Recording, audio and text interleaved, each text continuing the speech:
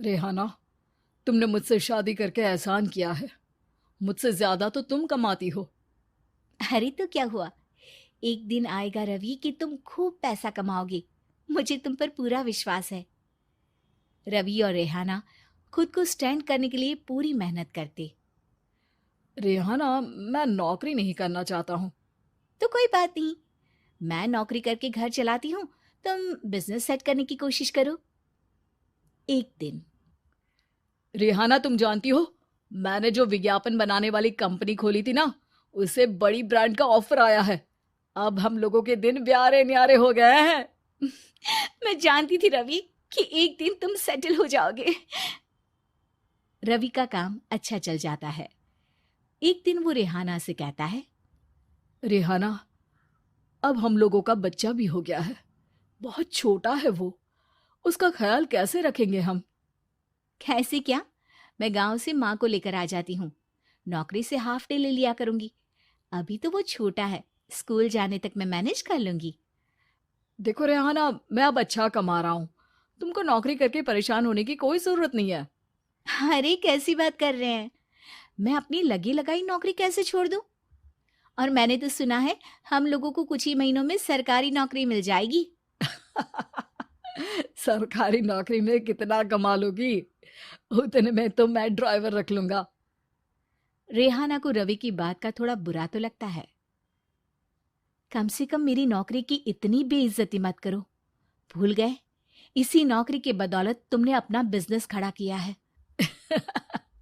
अरे वो तो मैं किसी के भरोसे भी कर लेता। देखो, अपने बच्चे को संभालो, घर का काम करो। अब बाहर जाती तुम अच्छी नहीं लगती हो।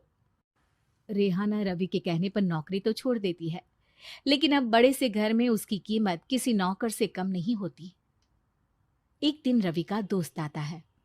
भाभी, हम लोग तो आपको तब से जानते हैं जब से आप लोग शादी होकर इस शहर में आए थे। आपकी बदौलत ही सारा बिजनेस खड़ा हुआ है। ये किस्मत तो आप ही की है भाभी। हाँ हाँ भाई, हमारी मेहनत तो कुछ है ही नहीं। अरे होगी, लेकिन भाभी की किस्मत के आगे कुछ नहीं। दोस्त वहां से चला जाता है, लेकिन रवि का गुस्सा सातवें आसमान में होता है। देखा कैसे बोल रहा था? अरे बिल्कुल अच्छा आदमी नहीं है ये। कैसी बात कर रहे हैं आप? प्रशांत भैया तो बहुत अच्छे इंसान है रवि। कैसे उन्होंने हमारे मुश्किल वक्त में हमारा साथ दिया था। अरे था पैसा तो साथ दिया, नहीं तो कौन पूछता है? रवि का व्यवहार पैसा आते ही अलग हो गया। वो बंदे को बंदा नहीं समझता। घमंड से घिरे रवि ने तो एक दिन हद ही कर दी। रेहाना, मैं अब तुम्हारे साथ नहीं रह सकता हूँ। क्या? क्या बकवास कर रहे हो रवि? क्या कहना चाहते हो? और क्यों नहीं रह सकते तुम मेरे साथ? देखो, मुझे कोई और पसंद है, और उसने साथ रहने पर बस यही शर्त रखी है कि मुझे तुम्हें तलाक देना होगा। रेहाना, जो कि एक स्वावलंबी महिला थी, उसने बिना देर किए रवि को कह दिया, कोई इश्यू नहीं, मुझे पैकिंग में 4 दिन का वक्त लगेगा, लेकिन तब तक मैं तुम्हारे साथ नहीं रहूंगी। 4 दिन के लिए तुम कहीं और शिफ्ट हो जाओ, मैं घर से निकलूंगी तो बता दूंगी। रवि घर छोड़कर चला जाता है। रेहाना को दुख होता है, वो रोती है, लेकिन व्यवहार से स्ट्रांग रेहाना को पति के वापस आने का और उसे सबक सिखाने का पूरा भरोसा था। फिर एक दिन। अरे शुशिका, कब शादी करोगे तुम मुझसे? यार, मैंने तो सोचा था तुम शादी से पहले मुझे विदेश लेकर जाओगे, महंगी कार दिलाओगे। अरे सब दिला दूंगा, लेकिन पहले मुझसे शादी तो कर लो। हाँ हाँ, क्यों नहीं।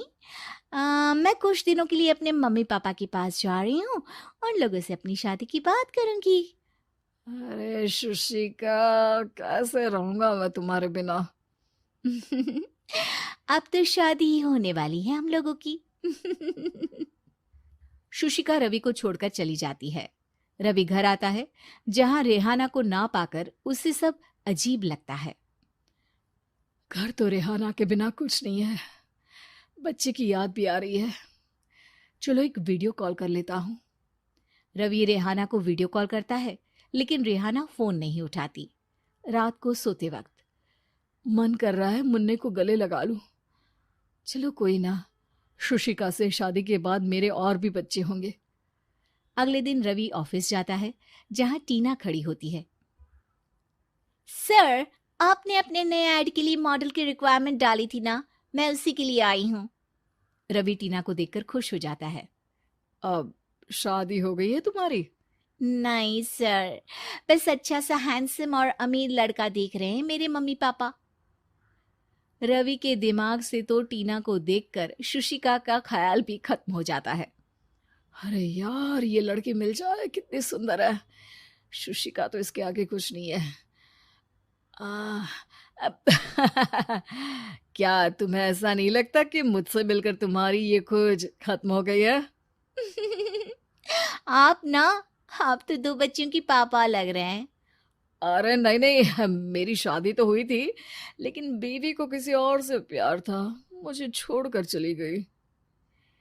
खैर, टीना की दोस्ती रवि से हो जाती है, लेकिन 1 महीने बाद शुशिका रवि के पास वापस आती है। मेरे मम्मी पापा तुमसे मिलना चाहते हैं, लेकिन उन लोगों को ये मत बताना कि तुम पहले से शादीशुदा हो, और हाँ, शादी से पहले अपनी सारी प्रॉपर्टी तुमको मेरे नाम करनी होगी। अरे पागल, अब मैं तुमसे शादी ही नहीं करना चाहता। भला ऐसी लालची औरत से कौन शादी करेगा? तभी वहां टीना आ जाती है। रवि, ये पागल सी औरत कौन है? देखो, तुमने ही कह दिया ना पागल, तो पागल ही है। पता नहीं कौन है, कह रही है शादी कर लो, लेकिन शादी से पहले अपनी सारी प्रॉपर्टी मेरे नाम कर दो। बोल तो सही रही है। वैसे तुम जानती हो, मेरी एक सहेली है, उसके पति ने उसे पैसा आते ही छोड़ दिया, जबकि उसको खड़ा करने वाली ही मेरी सहेली थी। और मुझे भी भरोसा नहीं है। अगर मैं भी तुमसे शादी करूंगी तो तभी, जब तुम मेरे नाम अपनी सारी प्रॉपर्टी कर दोगे। अरे हाँ हाँ, क्यों नहीं, बिल्कुल कर दूंगा। रवि और टीना की शादी की तारीख तय हो जाती है। वो अपनी सारी प्रॉपर्टी के कागज लेकर शादी वाली जगह पर पहुंचता है, लेकिन वहां टीना आती नहीं। रवि टीना को मैसेज करता है। कहाँ हो? सॉरी, मैं तुमसे शादी नहीं कर सकती, मुझे तुमसे भी ज्यादा पैसे वाला मिल गया। रवि को गुस्सा आ जाता है। वो गुस्से से सारा डेकोरेशन तोड़ रहा होता है कि वहां रेहाना आ जाती है। सर, क्या हो गया?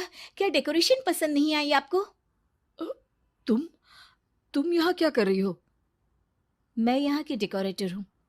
क्या आपको पसंद नहीं आई यहाँ की सजावट? रवि दौड़कर रेहाना के गले लग जाता है। मुझे माफ कर दो रेहाना,